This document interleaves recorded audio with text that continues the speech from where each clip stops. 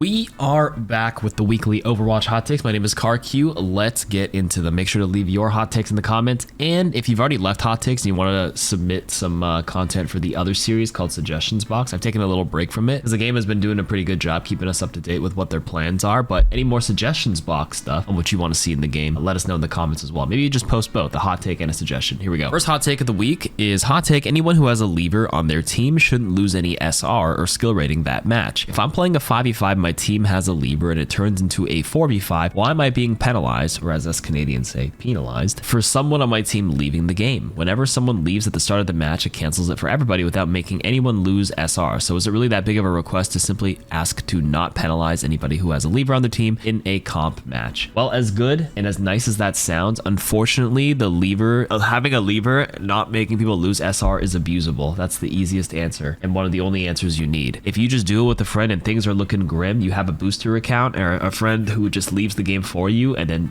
nullifies the loss, and then everyone's SR or rating will just get abused and just become very, very wacky. So the easiest thing to do is, if you have a lever, you unfortunately have to take the L. Statistically, it is such like a nothing burger when you look at it across like thousands of games. Like the percentage of or a chance that someone has like a true lever early on is pretty inconsequential. It's very, very, very, very, very tiny number, and then it's balanced out by the enemy team also having a random lever in your thousands and thousands of Overwatch game. Realistically, it makes up such a small percentage of your game. It shouldn't swing it. It does feel very bad in the moment, but again, it doesn't really mean too much in the long run if you play long Overwatch sessions over long periods of seasons and many seasons. And again, it's abusable. That's why. Hot take: the limited hero pool that they did for Stadium is a big part on why it's so fun right now. Most of the heroes that are super frustrating to play against are not on the mode, so it's just more fun. There's no snipers. Ashe was always the one sniper, so that worked fine. No Mauga, no Zen, no Hog. The game feels much more manageable. Hopefully Mauga and Hog stay away for the longest time. I disagree. I think this is I don't think this is true, because Stadium opens up so many different wacky and weird builds. It made me play heroes I would normally not like in the base game in this game. Like, I'm playing so many other tanks. I'm playing Orisa for crying out loud. Like, and I'm enjoying her. And the reason I bring that up is because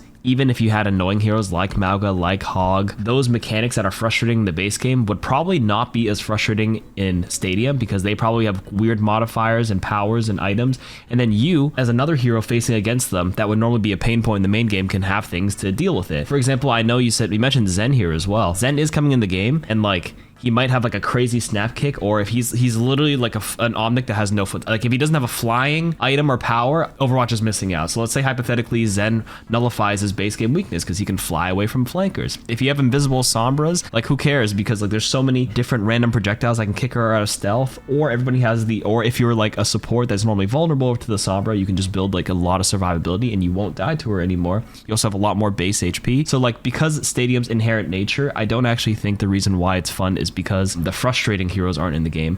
I just think it's fun because the limited hero pool actually gives people time to grasp the heroes. I think if they actually released like all 44 heroes in Stadium, it would be too much chaos and too much to learn in one go. You ever go to like Cheesecake Factory and there's just too much shit in the menu? I think they call that the paradox of choice. And in Overwatch, 45 heroes in Stadium with, you know, all the new default items, all their specific items, and all their powers. 12 powers times 44 heroes is like God knows how many times all the items in the game. It's a lot. So I think the slow rollout gives them content to continue to iterate on and to keep improving the new and upcoming heroes and to fix the mode as a core while keeping the pool size small. My hot take in Stadium is that it should actually give you your powers sooner. I feel like you almost never get your fourth power, and I feel like the satisfaction of Stadium comes from stacking these powers. I think powers shouldn't be on round 1, 3, 5, 7. I actually think it should be 1, 2, 4, and 6. That way you can start combining powers a bit sooner. I actually agree with this. I do think games normally don't make it to round 7 and you don't get a chance to try a fourth power to synergize and get a little crazy with it. And I think putting it on round 6 is actually a great idea. Most core builds in Stadium usually come online after 2 or 3 powers at most, but 2 powers plus a few items, or 3 powers is usually like the core pieces you need in the 7th, or the round 7 power, or the 4th power is usually like the extra or the filler to kind of complement the rest of it, to bind it all together, but it's usually not necessary. But if it becomes the 1, 2, 4, 6 like he suggested, the meta would shift a lot because you could actually compose and create builds that actually rely on that, so you can make a comeback on round 6 and 7 and have a 2-round comeback instead of just like the round 7 match. So I like that actually. This is actually one of the better suggestions. Okay, this might be a hot take, but I don't like the idea of upgrading blue and green items. This was something I mentioned last week on my suggestion on what I like or what I would like to see for Stadium, so I'm curious to see what you have to say here. So you don't like that idea of upgrading blue and green. You're saying I actually like the opportunity cost they present and think they tone down the insane amount of weapon and ability powers that are my biggest problem with Stadium. If you want a specific trait or stat, I think you should have to give something up for it. I wish they'd actually lean more in this direction, making items that give amazing benefits, not add any stats at all, and limiting stat boosters to a few specific items. I think power shift is way cooler than power creep. Right now the mode just feels like who can snowball WP/AP or weapon power, ability power the fastest. Not really a hot take. I can actually see the justification of that, the opportunity cost of like making sure that blue or green trait is like more powerful than weighing the option of buying a purple because it's good in that specific matchup. There may be like a world where we can get both to happen. So not necessarily an upgrade tree, but a way to reap that benefit without losing out on the other. Because psychologically, it feels bad. Even though like statistically, I can understand the opportunity cost and being like, okay, like getting rid of like the beam damage on them, even though it's a blue item, is more powerful than what a purple could offer in this specific matchup. But like, I feel like Overwatch would need a way to convey that and make it so like this, to show that this blue item can be worth more. I don't know, actually. Now the more that I think about it, I don't know where I'm going with this, but like, I guess the takeaway point is I wish there was something in the middle, make it feel a little better. Because if it comes down to me having to weigh that opportunity cost of getting 2 blue items to have that like strong trait, if the game goes to round 6 or 7, what do I do with that extra cash? So maybe this could be solved by simply having consumables and having something else I could spend my extra cash on. It's like, I feel like that would inherently put me behind in a sense too, you know, because I can't continue to buy and purchase powerful items, like, or like the power of all purples needs to be toned down to be a little closer to blue, so it isn't like that big of a gap. You know what I mean? Because if I'm buying the anti-beam thing, it's usually just for one specific target. Like let's say like slot 6 as an item is like the blue anti-beam item for D.Va, and then my opponent tank has like a really 14,000 cash purple item. Yes, like this anti-beam thing is good against, you know, this really stacked Zarya. Outside of this matchup, I'm theoretically weaker against the other 4 heroes, especially if they don't have a beam. A little push and pull here. Like, it's not really a hot take. Like this, I see where you're coming from for sure. Okay, next hot take. The 2 in Overwatch 2 should stay in the title. Not just because of how much has been added and changed. I think Stadium is one of the major additions. Also because the dev team we have now is almost entirely different from the Overwatch 1 now. And the game very much is following a different vision than it was during Overwatch 1 because of this team. I also just don't see how it'd be worthwhile for them to spend time bothering to remove the 2 and making older advertising confusing since Overwatch 2 no longer exists, when the only harm in it being there is people being petty that PvE failed so it doesn't deserve it. The entire remove the 2 conversation to me just feels like people having to find something to complain about because of how unimportant it is for the title to say 2 or not. I can agree with this. I don't really think this is a hot take. I actually think they can go both ways. There's pros and cons to both. So your justification on why it should stay, totally valid. I actually like each point you made. On the flip side, going back to just Overwatch is like maybe a temporary cut right now, but like also pretty good in the long run. People may feel petty and have something to complain about again, which will draw some buzz if they do remove the 2. But like, I think like after a few years, people forget about it. And now this is just known as Overwatch.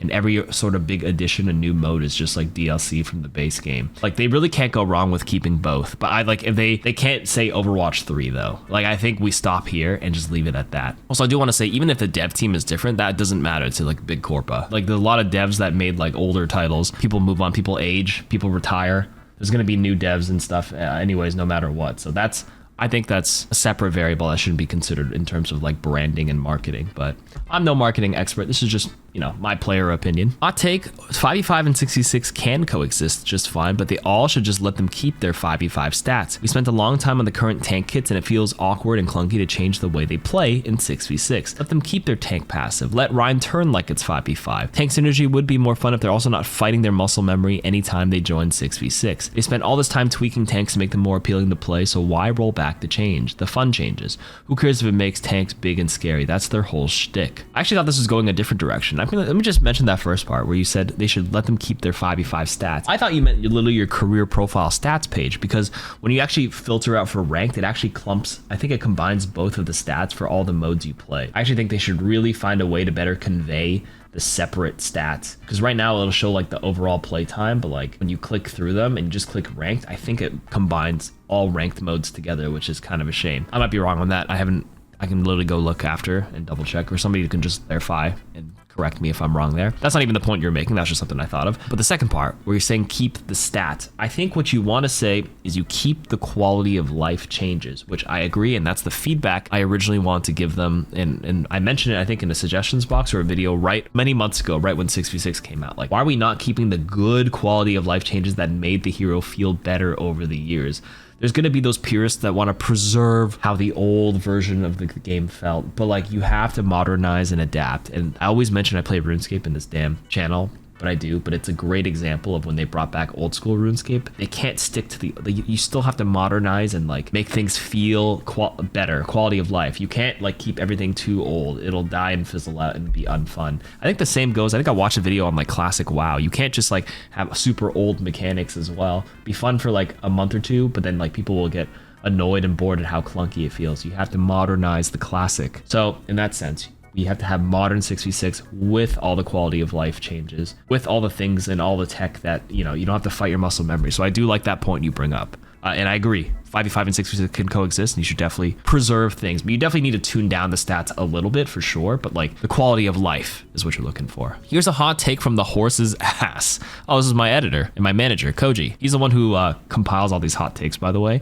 And I sit here and press the random button on OBS and I just read them and go. Why don't you submit one? Hot take from the horse's ass. He's the horse. Players need to understand that the competitive ladder isn't a completionist game. It's a litmus test. Sure, there's a couple of variables, but it's fine if you're in gold or if you're in diamond. Not everyone can make it to champion or top 500. If you're truly good enough for a higher rank, you'll get there eventually. Whether it takes 5 games or 50 games, take the climb in stride rather than the system being against you. There's always one thing in common with all of your games. You know, this is straight from the horse's ass, but this is advice that can be applied to like outside of gaming too. Not everyone can be a top musician, the Justin Biebers, the Ariana Grandes, but if you're truly meant for that life, you'll probably get there. I believe in that. Whether you pop off as a young star on YouTube like Justin Bieber at 8, or you become a top star at like, you know, 55 years old, and you take the journey in stride and enjoy the journey rather than being like, it's Hollywood, or like, you know what I mean? Like music, Hollywood, actors. It's everything is against me. All the odds are against me. Then you hear about these stories of these big talented people, like where all the odds and things were stacked against you, and they give these big motivational speeches that like they're able to like push through because that was their destiny. So I do think if you were destined to be a great gamer, you'll get there. Just take it in stride and enjoy the journey. And if not, that's okay. Have some acceptance and understand that may just enjoy it as a hobby, but you're not meant to be the next Ariana Grande. You're meant to be, you know, someone else that can inspire a different person in a different field. Not everybody can be that guy, that girl, that person, right? So you have to understand your place, and having that level of acceptance can truly bring you a lot of inner peace. I'll tell you that. I know exactly where I stand now. I've done this career for a long time. I'm very glad I did it, but I know I'm never going to be the Mr. Beast, the Kai Cenats, the Quesos, and those like top streamers, or those top YouTubers. I actually don't even want that at all. I'm very happy and content with where I am.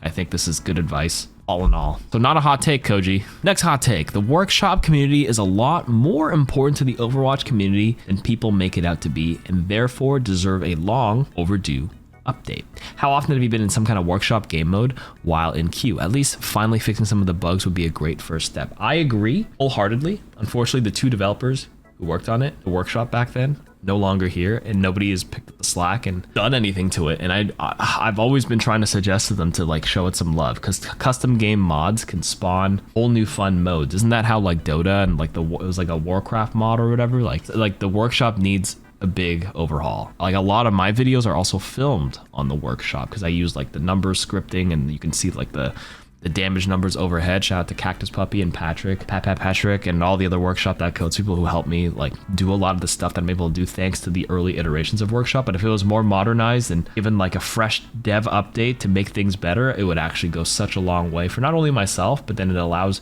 workshop creators. It's like a whole system, a whole biome where it needs to all kind of feed and work together. If it works better, more people make more modes, and more modes means more people will play it, which means more creators can kind of pick up on it and even make some content out of it. I actually uploaded a video on this channel called Mauga Nipple PvE. There's literally a workshop mode where it's a ginormous Mauga with his big chest and his big pecs, and like there's fucking like enemies like spawning out of his nipples. Molten cores from Torbs are like really tiny, and they spawned it here and they fucking shoot out lava. There's fucking mini Zaryas who shoot grabs, and like you have to like literally shoot a giant raid boss, and he's got like a ginormous bar of HP, and when he shoots grav, it's called gravitatas, and all this kind of fun like puns. It's actually such an insanely funny mode. I think we can maybe find like a short clip of it somewhere up here if we can throw it up on the screen right now. In any case, point stance, I agree. Fix the workshop. Not a hot take at all. And that's it for this week. Thanks for listening. See you guys next week.